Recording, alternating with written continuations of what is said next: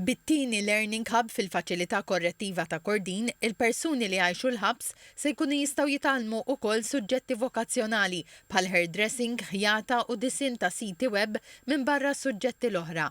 F'dan il-Learning Hub se jkun hemm ukoll enfasi fuq korsijiet li jżidu l-impjegabilità u l-integrazzjoni bħal kitba ta' CV u workshops dwar żvilupp personali.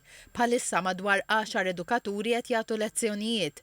Ma' dawn wieħed irid iżid l-edukaturi minn istituzzjonijiet differenti bħal Emcast, l-Istitut tal-Istudji Turistiċi u d-Direttorat tat-Talim tul il-ħajja.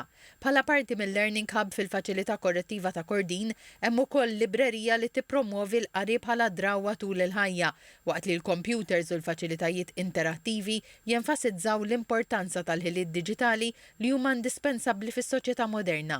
Il-proġett jinkludi wkoll kamra tal-arti li tipprovdi opportunitajiet għall-espressjoni kreattiva.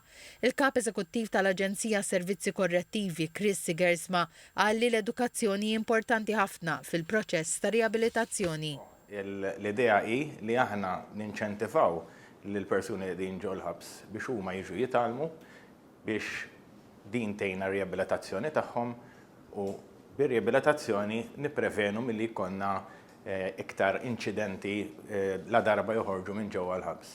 Il-Ministru għall-Intern is-Sigurtà u x-xogħol Byron Camilleri qal li l-Gvern flimkien mal-ħaddiema u l-professjonisti dedikati wassal għal bidla totali fil-faċilità korrettiva ta' Kordin bil-għan li l-ħabsin jerġgħu lura fis-soċjetà bħala persuni aħjar.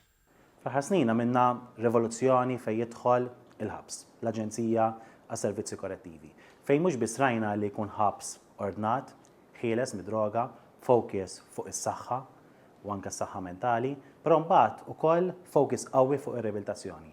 U mar-riabilitazzjoni norbtu tajjeb ħafna l-edukazzjoni tal-persuni.